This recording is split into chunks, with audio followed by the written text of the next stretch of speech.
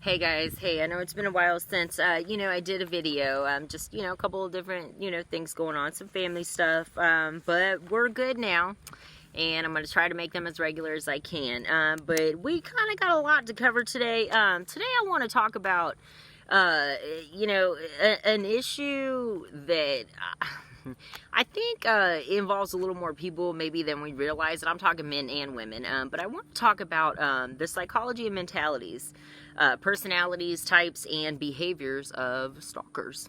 What are they? What, are examples of things that they do? What are their personality traits? How to identify them? And ultimately, what the aim is, what's the motive, what is the goal, why do they do what they do. So without further ado, let's go ahead and jump into it. Okay, really, okay, well, what is stalking? Okay, everybody thinks they know, but I'm just gonna break it down. Basically, it's a series and a sequence of events that are, repeated. They are unwanted, unwarranted, unsolicited attention. It is, the pursuit or contact or harassment, of an individual from, another individual, and it can be someone you know or someone you don't know, perhaps a stranger maybe. But basically, with that being said, this is something that it crosses personal boundaries, okay, and it crosses personal lines, and it does become personal, although 9 times out of 10, if it's something predatory, which we're going to get into, it's not going to be anything personal to you because you're not going to be a person to them, okay? You're going to be a thing, but we're going to get into that. But anyway, these are the type of individuals, just overall, stalking types, and we're going to go over the 5 types, that basically, they're not going to take no for an answer.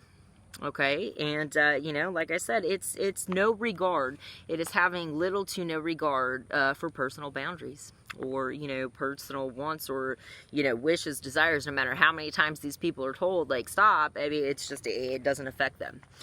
So we're gonna jump right into just a few examples here. Okay, some examples of certain types of stalking would be unwanted, repeated phone calls, text messages, things like that, unwanted gifts, unsolicited gifts, also maybe like you're being followed, or what I like to call surveillance, frequent drive-bys of your home, work, school, what have you, social media monitoring, researching the victim. I mean, these tend to be someone that basically know more about you than almost you kind of know. Like, it's a little, it can get a little scary sometimes. It's, intrusive questioning. It's, let's say, for example, you say, oh, okay, well, no, I can't really do that tonight. Oh, I'm busy. And they say, okay, well, you're busy doing what? Okay, well, you just told them you were busy. You don't have to explain anything to them, yet they feel entitled to some sort of explanation. Okay, and no, that's not right. They're not entitled to shit, basically, okay? So let's just go over, let's start with the 5 types, okay? First type we're going to get into is called the rejected stalker, okay? And I cannot stress this enough. First and foremost, the rejected stalker is your most dangerous type of stalker, okay? These are the type, mostly, that they pursue the victim nonstop. It doesn't matter what the victim does. It doesn't matter. They have no regard for that person. You never know really what they're gonna do. They're highly unpredictable, which makes them a higher threat really than any other type of stalker other than predatory, like I said, which we're gonna get into. The goal or the aim here is usually stems from someone that has had some type of interpersonal, intimate relationship with the victim. And I'm talking about maybe someone like an ex, like a past partner or husband, wife, something like that. If you ever heard the term crime of passion, like murder and things like that, whenever, they kill a spouse and it's like, so-and-so was stabbed 67 times, like, that's overkill. Like, what the fuck? That's a crime of passion, okay? They were with that motherfucker, so. But anyway, basically the goal and aim here is the desire it's desire, but it's also lust. It is the intent to reconcile, okay, to get back something that the individual, the stalker, believes that was taken from them. Okay, so really in a way, it's like a personal vendetta. A little bit, okay? They're going to make this a personal kind of, revenge, okay? Well, I'm going to get back at you. You took the relationship from me. Now I'm going to get back at you. Even though kind of deep down, I still want to be with you and I lust for you and I desire you. But that's okay. I'm still going to get back at you too. So it all works out, okay? No. But, that's their mentality. And basically, generally, these type of individuals, this is more or less... Mostly, this usually has something to do with, the maternal side. Maybe their mother or, some type of caregiver, some female. It could be, like I said, an ex or something like that, where some female somewhere down the line, and it could be, like I said, the ex has done them wrong. Okay, so it does become a personal vendetta. It does become, it's very personal to them. Whereas they still cannot see, oh my gosh, how is this bothering you? How is this so personal to you? You did this to me. You victimized me, so now I'm going to victimize you. Okay, well, and I understand that you think that way, but you're going about it all wrong. Okay, no. And, a lot of times, these type generally have prior assaults, for maybe assault, battery, some type of physical, prior convictions. Like I said, they are the most violent, they are unpredictable. And you never know what the fuck they're going to do. And, that's a little scary, especially, if they are past or former intimate, partners and you think you know them, but really, you have no idea, And I'm just one of the type, I believe that, anybody is capable of anything under particular circumstances. So it would not surprise me. So, but moving forward, okay, number 2, we have the second type. Okay, this is what you call your intimacy seekers. Okay, and another term for this is what, a lot of psychologists like to call love obsessional. Okay, I'm going to use a quick example real quick. If you've ever seen the movie Taxi Driver, Robert De Niro and Jodie Foster was very, very young. I think she was like, 13 or something.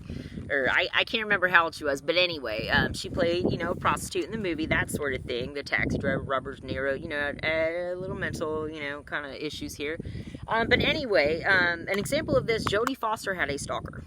Okay, that was a love obsessional, an intimacy, seeker type stalker that basically turned himself into Robert De Niro and had planned and followed through with all of these attacks and assaults and assassinations on, higher public figures for Jodie Foster, to prove his love, to prove his devotion, to prove, and that they were meant to be together. Like, that's his one and only, and it's like, you've never even met her. Like, she has no idea who you are. You don't even know her, But that's an example, and so here's why.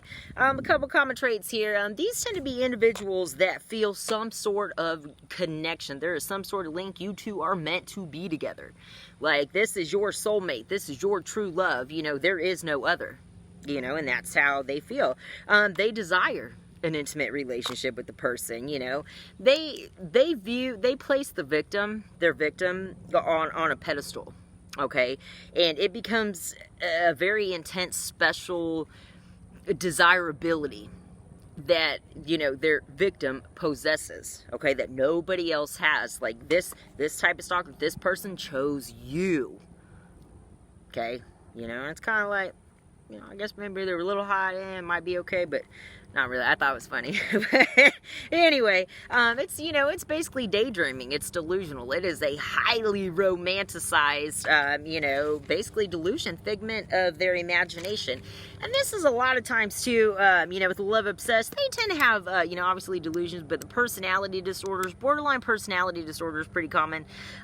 They tend to also have mood instability, mood disorders, and something else here too, erotomaniacs.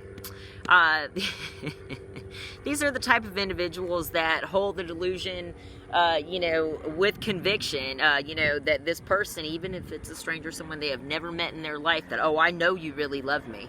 They love me. We're meant to be together. They love me. They just don't know it yet. Okay, moving forward. All right. So, they truly feel that their victim loves them. They just don't know it. They're unaffected really by any type of, legal actions or, any type. Basically, it's for them. It's like, color me bad song. I want you to know I do it all for love. Yeah, okay. Well, love little bit of a different definition, okay? But basically, they do require psychiatric treatment. You know, like I said, it's basically behavioral instability, mood disorders, and personality disorders. It's basically built on the context of loneliness, okay? That these people are highly alone. They want, you know, to be connected to somebody, but they're going about it the wrong way.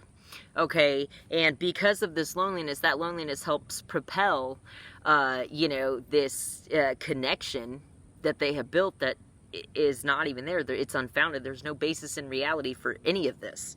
Okay, then you have number 3. Let's get into your incompetent stalker, okay? Your incompetent stalker is aware that the victim is uninterested, yet they, to no avail, continue to pursue. These type, generally, they are very socially inept. They have a low IQ. Basically, the context here is they build everything on hope. Okay, the hope that something's gonna work out. The hope that, you know, all is gonna turn out great. Even though they said no, you know, 99 times, we still got 100, you know, kind of thing. They feel entitled to a partner, you know, but a lot of this that people need to realize as well too, when we had talked about attachment theory bonds, this kind of ties in there a little bit too, because this is the lack of being proper social skills. Okay, these individuals are socially inept. Okay, they fail to build meaningful relationships. Okay, and it's because of that lack of a capacity to interact with others in a healthy, socially acceptable way, okay? You know, and it is kind of sad, you know, and a lot of that, you know, we discussed earlier too, that it does form in childhood, you know, and without the right form, the right bond, the right attachment, you know, really, it's in a way almost kind of setting them up for failure, you know, a little bit down the line. And I'm not condoning, you know, or stalking or anything like that by any means. I just, you know, I do have a big heart, and I just, you know, I try to find the root of the problem. You know, and I think that's a good start. But anyway, you know, like I said, they can't, you know, they fail to sustain, build, and maintain interpersonal relationships. These are individuals that are highly emotionally immature. Okay, they have no healthy, real social skills that they can offer, you know, basically to the world.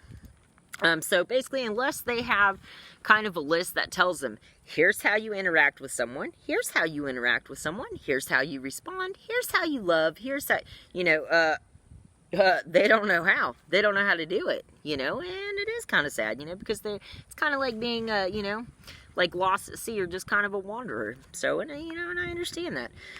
But, you know, basically, interpersonal relationships for them have always been an issue. You know, and a lot of times this usually has something to do, you know, like I said, with the attachment, you know, theory bond. It could be maybe perhaps the mother and the father. It could be an emotionally unavailable, you know, ambivalent father and the unloving, you know, withholding mother. Okay, so the problem here is that we never really know.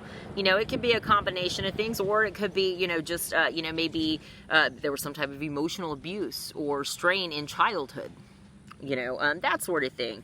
But anyway, I'm going to go ahead and do part 2 to this. I didn't realize it was going to be so long. I was going to make it shorter. I'm sorry, guys. You know me, I like to talk, so I love psychology. But anyway, we're going to be right back with part 2. And so just stay with us, and then we're going to get into the 4th and 5th type. And basically the clinical portion and, you know, just kind of the psychological profile. So we'll be right back, and join me for part 2. Okay?